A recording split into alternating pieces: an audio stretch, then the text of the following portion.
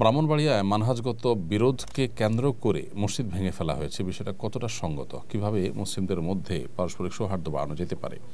খুবই দুর্ভাগ্যজনক একটি ঘটনা এটি। আমি এই ঘটনার তীব্র নিন্দা জানাচ্ছি এবং আমি মনে করি কোনো আকিদা, কোনো বিশ্বাসের মানুষের উপাসনালয়ে আঘাত করা এটা ইসলামের শিক্ষা নয়। আপনার যদি কারোর সাথে বিরোধ থাকে, ভিন্নমত থাকে, আপনি যদি মনে করেন কেউ ভুল করছেন, বাড়াবাড়ি করছেন, তাহলে সেক্ষেত্রে সেটার প্রতিকারের হাজারো উপায় আপনি বের করতে পারেন, কিন্তু উপাসনায় আঘাত করা এটা কোনো প্রতিকার হতে পারে না। আমরা যে ইসলামের অনুসারী, সেই ইসলামের শুরু থেকে আজও পর্যন্ত নবী করিম সাল্লাল্লাহু আলাইহি ওয়াসাল্লাম, সাহাবা ইকরাম কেউ অন্য ধর্মাবলম্বীদের উপাসনালয়ে আঘাত করেছেন এরকম কোনো ঘটনা আমরা দেখাতে পারবো না। মসজিদের দেরার ছাড়া, যেটি আল্লাহর নির্দেশে মুনাফিকদের তৈরি একটা ষড়যন্ত্রের ঘর, সেটি ছাড়া অন্য কোনো ধর্মীয় উপাসনালয়, অন্য ধর্মের মানুষের উপাসনালয়ে আঘাত করা এটা নবী সাল্লাল্লাহু আলাইহি ওয়াসাল্লাম শিক্ষা নয়। এমনকি জিহাদের ময়দানে নবী সাল্লাল্লাহু আলাইহি ওয়াসাল্লামের সুস্পষ্ট নির্দেশনা ছিল, যদি কেউ কোনো অন্য ধর্মাবলম্বীদের গির্জায় বা কোনো উপাসনায় আশ্রয় নেয় বা সেখানে গিয়ে ইবাদতরত থাকে, তাহলে তাকে হত্যা করা যাবে না। তাহলে আমাদের মুসলমান ভাই, একই কেবলাকে আমরা কেবলা হিসাবে মানি, আমাদের আল্লাহ এবং রাসূল এক, আমাদের মৌলিক সব বিশ্বাসগুলোতে আমাদের ঐক্যমত রয়েছে। এরকম ভিন্ন মতের মানুষদের মসজিদ ভেঙে দেওয়া এটা খুবই গর্হিত একটা কাজ। আমাদের মনে রাখা দরকার, কোনো জায়গাকে মসজিদের জন্য যখন কেউ ওয়াকফ করে দেয়, সেটা আল্লাহর হয়ে যায়, তখন সেই ঘরে হাত দেওয়ার আল্লাহর ঘরে হাত দেওয়া একই জিনিস। আমার সাথে তার মতের ভিন্নতা থাকতে পারে, কিন্তু ঘরটা আল্লাহর। দিন শেষে আল্লাহর ঘর ভাঙা কোনো অবস্থাতে জায়েজ নয়। বাংলাদেশ আমাদের আশেপাশের অন্য যে কোনো দেশের চাইতে সাম্প্রদায়িক সম্প্রীতি এবং পরমত সহিষ্ণুতার জন্য উজ্জ্বল উদাহরণ। যার কারণে পাকিস্তানের মতো দেশেও আমরা জানি মুসলমানদের বিভিন্ন গ্রুপ, পরস্পরের সাথে বিরোধপূর্ণ গ্রুপগুলোর মধ্যে মসজিদে হামলা, পাল্টা হামলার ঘটনা ঘটে। বাংলাদেশে কিন্তু সেরকম ঘটনা ঘটে না। ভারতে সংখ্যালঘুদের উপরে ভয়ঙ্কর নির্যাতনের স্টিম রোলার দীর্ঘদিন যাবৎ চলে আসছে, কিন্তু আমাদের দেশে সেরকম ঘটনা ঘটে না। তাহলে মসজিদে হামলা করে, ভিন্ন মতের মানুষের, ভিন্ন আকিদার মানুষদের মসজিদে হামলা করে আমরা আসলে কোনো ভালো অর্জন করতে পারবো না, বরং খারাপ নজির তৈরি হবে। আর মনে রাখা দরকার যে মসজিদ ভেঙে কোনো আদর্শ থামানো যায় না। মসজিদ আপনি একটা ভাঙবেন, দুইটা হবে, পাঁচটা হবে, সিম্পেথি আরও সামাজিকভাবে বেশি পাওয়া যাবে। অতএব মসজিদ ভাঙার এই চিন্তাটাই একটা অসুস্থ চিন্তা। অতএব এ ধরনের গর্হিত কাজ, এ ধরনের অন্যায় কাজ আমরা যেন কেউ আর না করি। যেখানে অন্য ধর্মাবলম্বীদের উপাসনালয় আঘাত করে ভাঙার শিক্ষা ইসলাম আমাদেরকে দেয়নি, সেখানে নিজেদের ভিন্ন মতের মুসলমান ভাইদের মসজিদ কীভাবে আমরা ভাঙতে পারি? পার্শ্ববর্তী দেশ ভারতে যেখানে মসজিদ ভাঙা হচ্ছে, আমরা তার বিরুদ্ধে তীব্র প্রতিবাদ জানাচ্ছি। সেখানে আমরা নিজেরাই যদি ভিন্ন মতের মানুষদের মসজিদ ভাঙি, তাহলে এটা একটা বাজে উদাহরণ হয়ে থাকবে। আমি আশা করব এই ধরনের সংস্কৃতি থেকে আমরা বেরিয়ে আসবো এবং এর নজির যেন আর আমাদের সমাজে দেখা না যায়। আমরা সবাই সচেষ্ট থাকবো। আল্লাহ তাআলা সংশ্লিষ্টদেরকে দায়িত্বশীল আচরণ করার, দায়িত্বশীল ভূমিকা রাখার তৌফিক দান করুন। মাহবুব আলম আপনি লিখেছেন, মসজিদে প্রবেশের সময় যদি ডান পায়ের পরিবর্তে বাম পা আগে দিয়ে ফেলি, তাহলে কি গুনাহগার হব? যেহেতু ডান পা দিয়ে মসজিদে প্রবেশ করাটা সুন্নাহ বা মুস্তাহাব, অতএব ভুলবশত বাম পা দিয়ে ফেললে আপনি গুনাহগার হবেন না। তবে আত্মশাসনের অংশ হিসাবে এরকম ভুল করে ফেললে আপনি আবার বের হয়ে, বাম পাও দিয়ে বের হয়ে এরপরে নতুন করে দোয়া পড়ে ডান পা দিয়ে আপনি প্রবেশ করলেন। এভাবে যদি করা যায়, তাহলে নিজের বাম পাও দিয়ে বের হওয়ার যে ভুলে বের হওয়ার যেটা প্রবণতা আছে, সেটা দূর হয়ে যাবে ইনশাআল্লাহ তাআলা।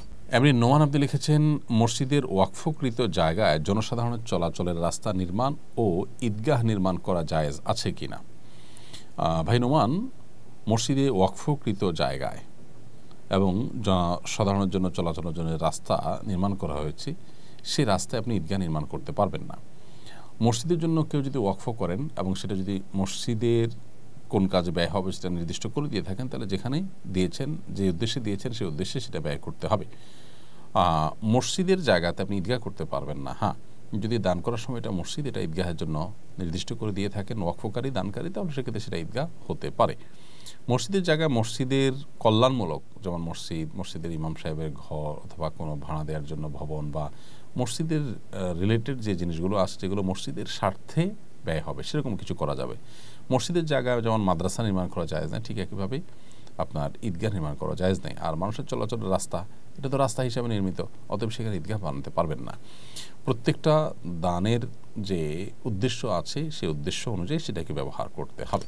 সম্প্রতি কিশোরগঞ্জের কুলিয়ারচরে এক শিশুর পিতা তার সন্তানকে নিয়ে বাড়ি যাওয়ার পথে অতি উৎসাহী জনতা শিশু অপহরণকারী অভিযোগে শিশুটির সামনে লোকটিকে বেধড়ক মেরেছে। পরবর্তীতে প্রমাণিত হয় যে শিশুটি তারই মেয়ে। জনতার অতি উৎসাহের কারণে প্রায় এই ধরনের ঘটনা ঘটে। প্রতিনিধিত্বশীল আলেম হিসাবে বিষয়ে কিছু বলবেন আশা করি। দেখুন, আমরা বরাবরের মতো এখনও বলবো যে আইন হাতে তুলে নেওয়ার এই প্রবণতা এটা সবসময় নিন্দনীয়। আমাদের প্রিয় নবী সাল্লাল্লাহু আলাইহি সাল্লাম মদিনা রাষ্ট্র যখন কায়েম করেছেন, তিনি যখন মদিনা রাষ্ট্রের বিচারকের ভূমিকায় ছিলেন, কোনো সাহাবী কোনো অপরাধের কারণে কাউকে শাস্তি দিতে যাননি। 1450 বছর আগের সমাজে যেখানে এই বিষয়গুলো খুবই সাধারণ ছিল, সেখানেও তারা নবীজির কাছে কোনো অপরাধীকে অপরাধী মনে হলে জিজ্ঞাসা করতেন, হে আল্লাহর রাসূল, আমি কি তার জন্য এই শাস্তি কার্যকর করব? আমি কি তার গর্দান উড়িয়ে দিব? তার মৃত্যুদণ্ড কার্যকর করব? অর্থাৎ নবী সাল্লাল্লাহু আলাইহি ওয়াসাল্লামের কাছে জিজ্ঞাসা করতেন।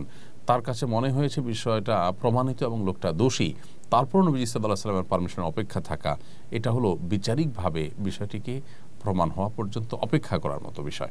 অতএব এ ধরনের বিষয়ে যদি আমরা আইন হাতে তুলে নেই, আমার যা ভালো মনে হয় সেটাই আমি করা শুরু করে দিই, তাহলে সন্দেহাতীতভাবে সমাজ অস্থিতিশীল হবে এবং এ ধরনের অনাকাঙ্ক্ষিত, অনভিপ্রেত এবং অপ্রত্যাশিত ঘটনা আরও বেশি বেশি ঘটতে থাকবে।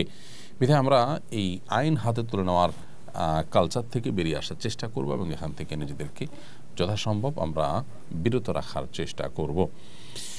সেই সাথে আইনের শাসন যত কার্যকরভাবে বাস্তবায়ন হবে, তত বেশি মানুষ আইন হাতে তুলে নেওয়ার প্রবণতা থেকে সরে আসবে ইনশাআল্লাহ তাআলা। সোশ্যাল মিডিয়ায় অনেকে বলছেন ধর্ষককে পুলিশের হাতে তুলে না দিয়ে গণপিটুনি দিয়ে মেরে ফেলা উচিত। এভাবে জনতার বিচার করার ব্যাপারে শরীয়তের বিধান কি? দেখুন, বিচার নিজের কাঁধে বিচারের দায় তুলে নেওয়া এবং আপনার আইন হাতে তুলে নিয়ে যে কারোর বিচার কার্যকর করা, এটা কখনোই প্রশংসনীয় নয়।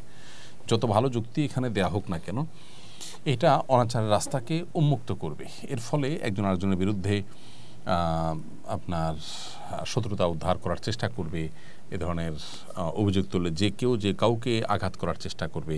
এর ফলে সমাজ কিন্তু অস্থিতিশীল হবে, সমাজ কিন্তু অশান্তির দিকে যাবে। সেই জায়গা থেকে যথাসম্ভব এ ধরনের কালচার এটা বন্ধে আমাদের উদ্যোগ নেওয়া উচিত। তবে এটা ঠিক যে বিচারের দীর্ঘসূত্রতা, আদালতের প্রতি মানুষের আস্থা হারিয়ে যাওয়া, প্রশাসনে পুলিশে যারা আছেন তাদের দায়িত্ব অবহেলা এবং অসৎ উপায়ে তারা কালোকে সাদা, সাদাকে কালো করার প্রচেষ্টা, প্রবণতা, এগুলোর কারণে মানুষের মধ্যে